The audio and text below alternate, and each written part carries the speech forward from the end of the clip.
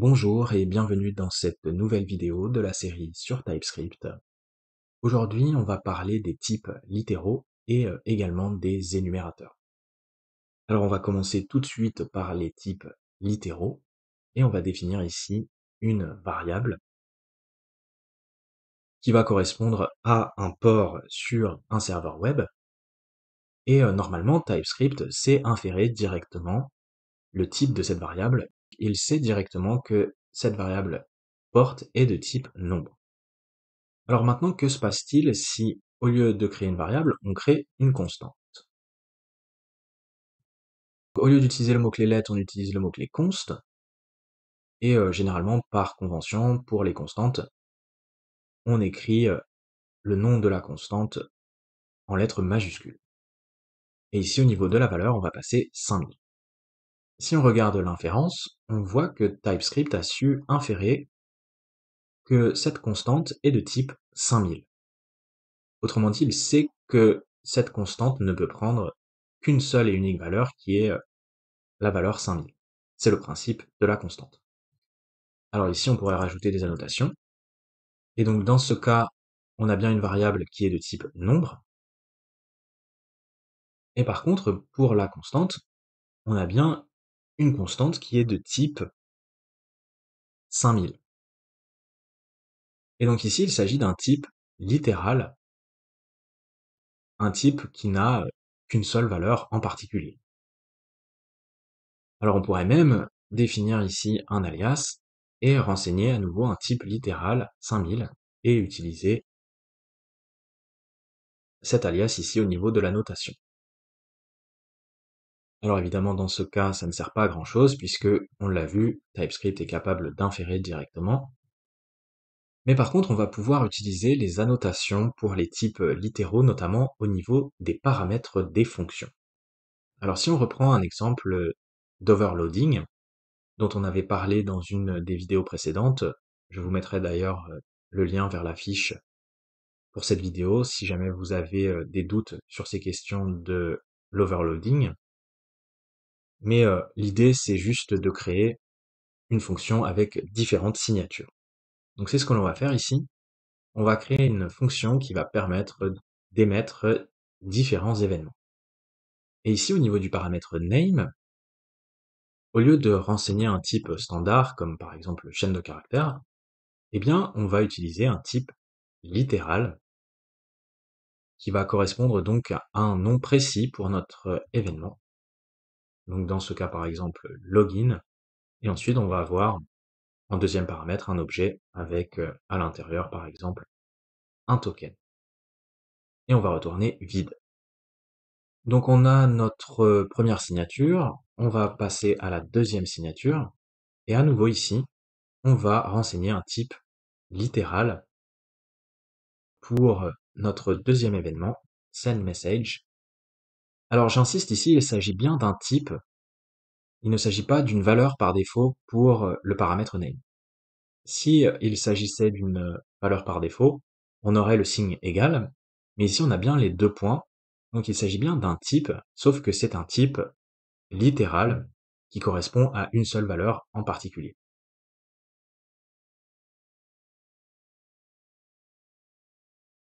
Pour sendMessage, on va avoir à nouveau un objet, sauf que ici, on va passer un message qui va être une chaîne de caractères. Et on va retourner vide. Et donc on a deux signatures, on peut maintenant passer à l'implémentation. Au niveau de l'implémentation ici, comme on peut avoir différentes valeurs pour le paramètre name, on va se contenter de renseigner seulement unknown au niveau du type. Donc inconnu, on ne sait pas pour l'instant le type pour le paramètre name, et pareil, pour le paramètre data, on va se contenter au niveau de l'implémentation de renseigner unknown. À nouveau ici, on va retourner vide. Et pour l'implémentation, eh bien, on va juste loguer une chaîne de caractères. Ici, on va avoir le nom de l'événement et ensuite les données que l'on va renseigner au format JSON. Si on essaye notre fonction, eh bien on voit qu'on a bien deux signatures possibles, et dès que l'on va ouvrir les guillemets, eh bien on voit qu'il n'y a que deux valeurs possibles pour le paramètre name. Donc deux chaînes de caractères, soit login, soit send message. Et donc si on renseigne login, ici on est dans le cas de la première implémentation. Ici il nous faut un objet avec un token. Et si on essaye la deuxième implémentation avec send message, il faut bien renseigner un message comme ceci. Alors si on essaye une autre chaîne de caractères, ça ne fonctionne pas.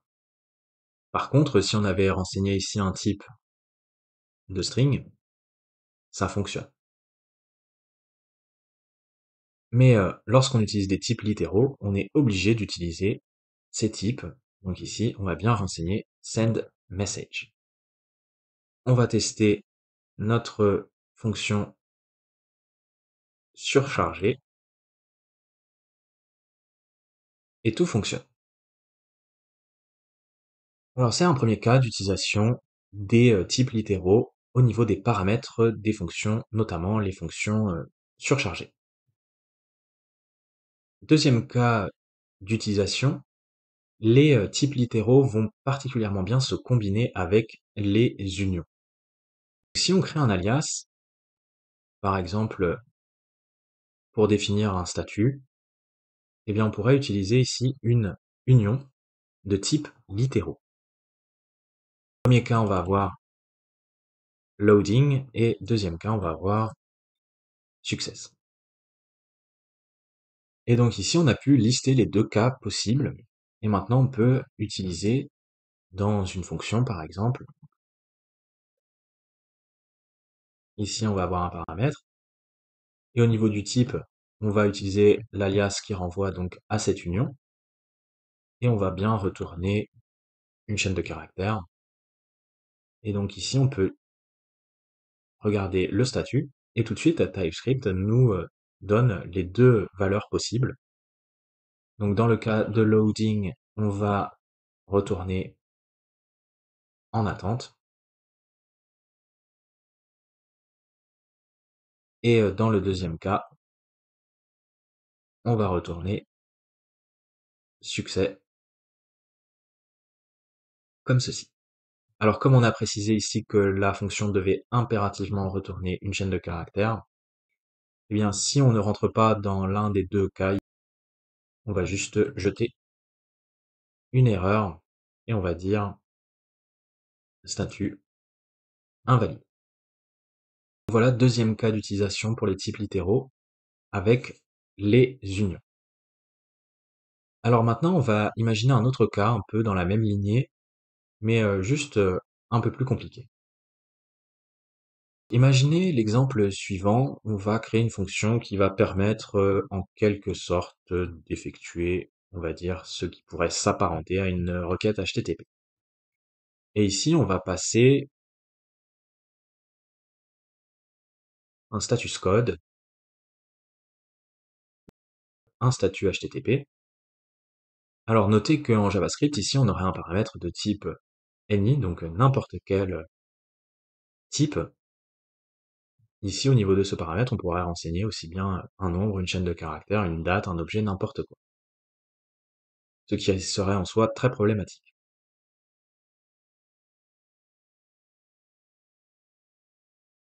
Si on crée ici, comme on le ferait en JavaScript, un switch,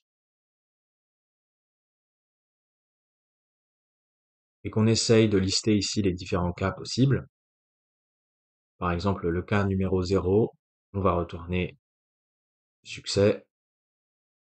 Ensuite, le cas 1, on va retourner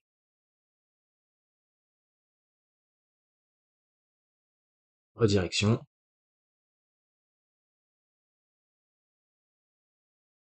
Le cas numéro 2, on va retourner mauvaise requête. Et le cas numéro 3, on va retourner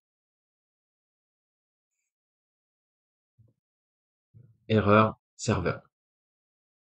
Ici, on est sur un scénario JavaScript, et dans ce cas, on voit que l'on pourrait commettre tout un tas d'erreurs lorsque l'on exécute la fonction. Comme on n'a pas du tout de typage, on pourrait renseigner une chaîne de caractères, et donc on aura une erreur. Alors, heureusement, on est en TypeScript, donc ici déjà, une première implémentation naïve, ça serait de limiter les dégâts en utilisant un paramètre de type nombre. Et donc dans ce cas, si on renseigne une chaîne de caractères, on a une erreur. On est obligé de renseigner un nombre, sauf que le problème persiste puisqu'on peut renseigner n'importe quel nombre. Et ici, d'ailleurs, comme on est en TypeScript, on peut renseigner une valeur pour le type de valeur retournée par la fonction requête HTTP. Et donc si on renseigne ici chaîne de caractères, on a une erreur. Ce que l'on peut faire, c'est utiliser un cas par défaut et retourner ici, par exemple, temps écoulé. On voit ici que notre problème persiste, on utilise un type de nombre pour le status code, et le problème c'est qu'on peut rentrer n'importe quel nombre. Dès que l'on va rentrer un nombre qui n'est pas 0, 1, 2 ou 3, on va tomber dans le cas par défaut.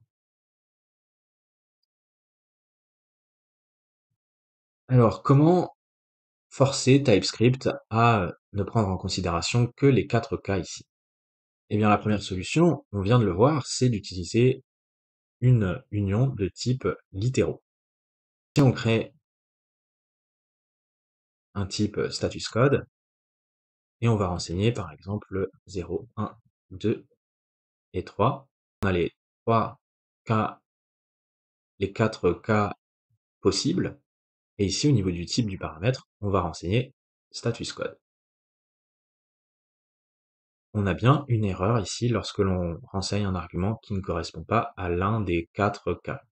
Et on peut même se débarrasser ici du cas par défaut, puisque TypeScript sait directement que on doit renseigner l'un des 4 cas suivants, soit 0, 1, 2 ou 3.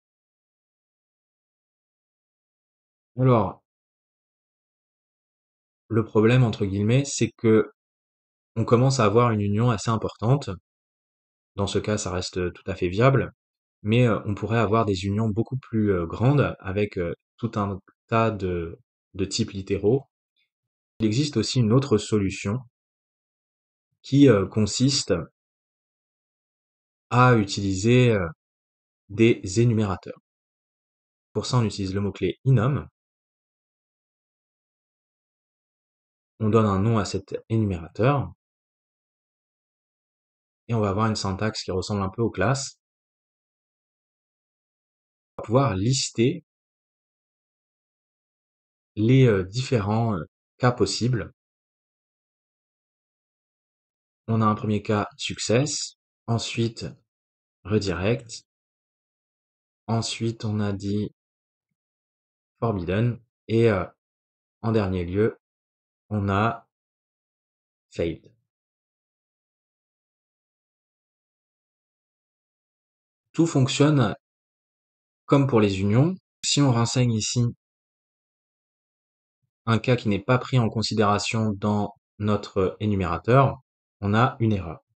Et pareil, si ici dans le switch, on renseigne un cas comme ceci qui n'est pas pris en considération dans l'énumérateur, on a une erreur. Alors la seule différence,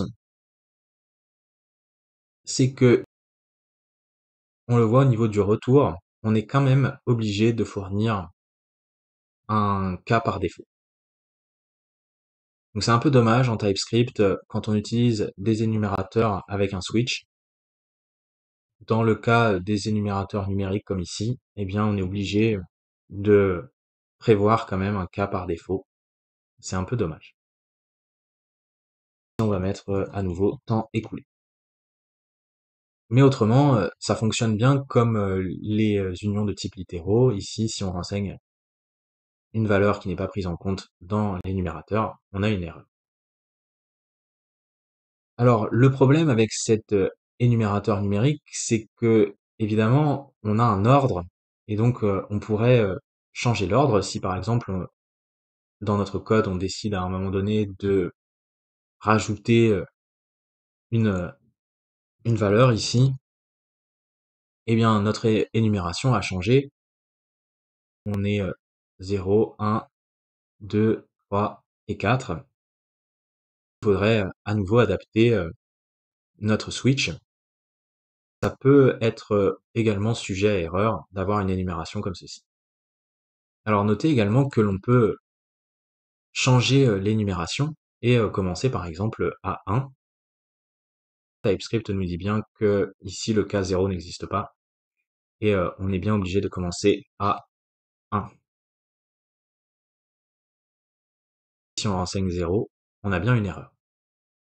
Donc il est possible de changer l'ordre de l'énumération, mais ça ne résout pas non plus le problème puisque à nouveau on peut rajouter ici des, euh, des nouvelles valeurs et changer l'ordre de l'énumération. Et donc il faudrait à nouveau prendre en considération ça dans le switch.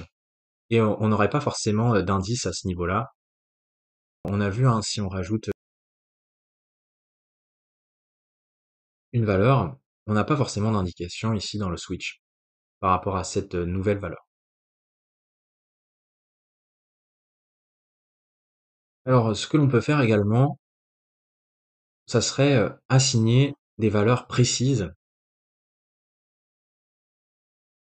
On pourrait reprendre les statuts, les codes HTTP, donc 200, 300, 400 et ici 500.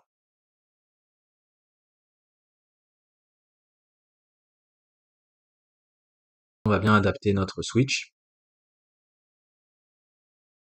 et on va reprendre les différents cas.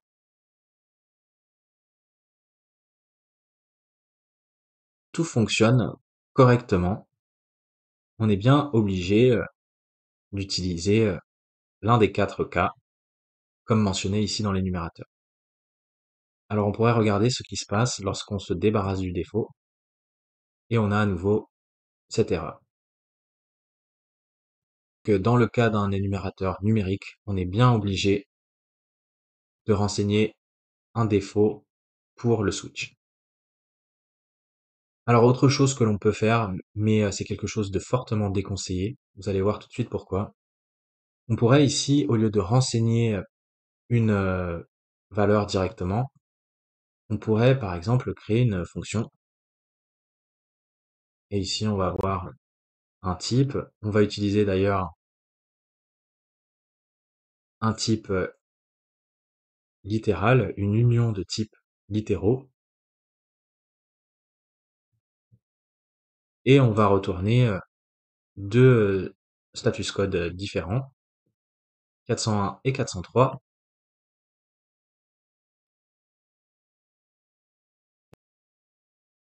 On pourrait utiliser une condition ternaire pour aller plus vite.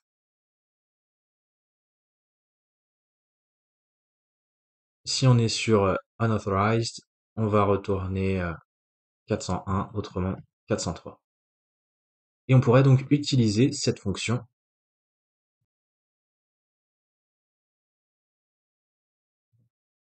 et on va utiliser par exemple forbidden. Alors ici on a une erreur puisqu'on a déclaré la fonction après, et donc il faut bien déclarer la fonction avant de l'utiliser puisqu'il s'agit d'une fonction fléchée. Lorsqu'on utilise ici une fonction à l'intérieur de l'énumérateur, eh bien ça peut complètement tout fausser au niveau du switch. Si on rentre une valeur qui n'est pas comprise dans le switch, eh bien le simple fait d'avoir utilisé une fonction ici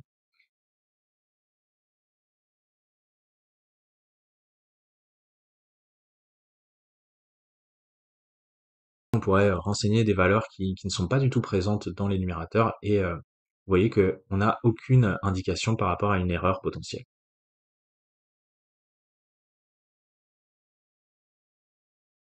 C'est quelque chose de fortement déconseillé que d'utiliser cette valeur calculée par une fonction. On l'a vu, même le simple fait d'utiliser un énumérateur numérique, ça peut poser des problèmes au niveau de l'ordre, puisqu'on a une énumération ordonnée. Alors, pour vraiment résoudre tous ces problèmes, la meilleure solution lorsqu'on utilise des énumérateurs, c'est d'utiliser des énumérateurs avec des valeurs fixes qui sont des chaînes de caractères. Donc c'est possible de faire ça, utiliser des valeurs fixes avec des chaînes de caractères. C'est un peu redondant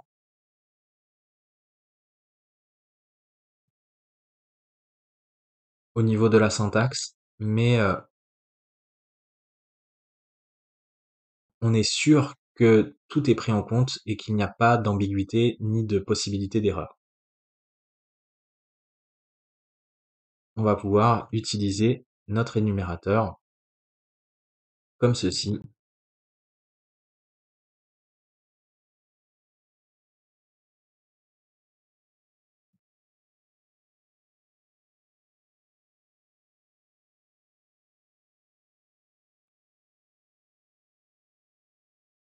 Et donc dans ce cas, il n'y a pas de possibilité d'ambiguïté. Ici, on pourrait même, je pense, se débarrasser du défaut.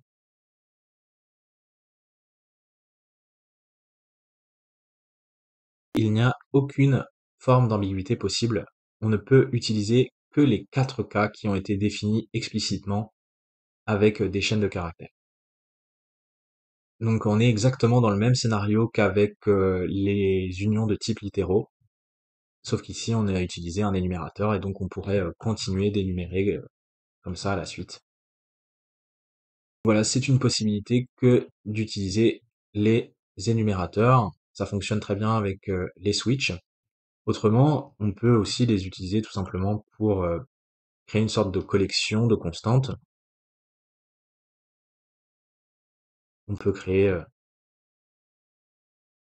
un énumérateur de couleurs. On va avoir par exemple des codes hexadécimaux.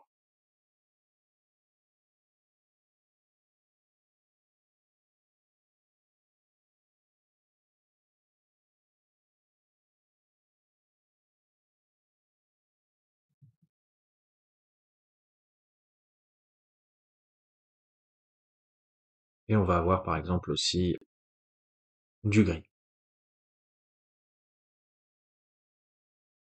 Là, on a notre énumération de constantes et on pourrait l'utiliser par exemple pour créer des thèmes. Un thème d'arc. On pourrait créer même un type ici pour le thème.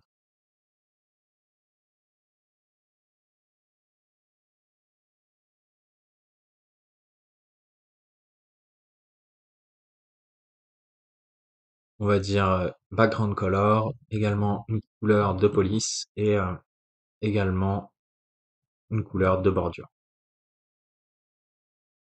Là, on a notre thème.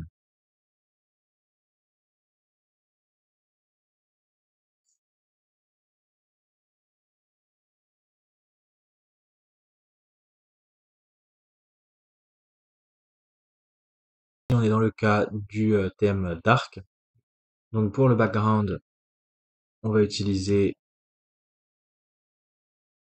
le noir. Pour la couleur de la police, on va utiliser le blanc. Et pour la bordure, on va utiliser le gris. Et donc exactement de la même manière, on pourrait créer notre light, le thème light, et ici juste inverser les couleurs. Et donc comme ça, on est sûr que l'on ne commet aucune erreur au niveau de la recopie des codes hexadécimaux. On pourrait même créer ici un autre énumérateur. pour, par exemple, les couleurs primaires, et ici renseigner les codes hexadécimaux des couleurs primaires. Et donc l'avantage, c'est que ici, eh bien, on va le faire qu'une seule fois. Et si on l'a fait correctement au niveau de la définition de l'énumérateur, après, il n'y a plus de possibilité d'erreur dans le code au niveau des valeurs. Pour le rouge, on va avoir FF0000. Pour le vert, on va avoir 00FF00. Et pour le bleu, on va avoir 0000FF. Maintenant, on pourrait utiliser cet énumérateur dans le deuxième énumérateur et définir par exemple une valeur rouge qui va être égale à la valeur de rouge du premier énumérateur. Voilà un peu ce que l'on peut faire avec les énumérateurs et également les types littéraux. J'espère que ça vous aura plu. N'hésitez pas à mettre un message dans les commentaires ou un pouce et on se retrouve très bientôt pour la suite de la série sur TypeScript.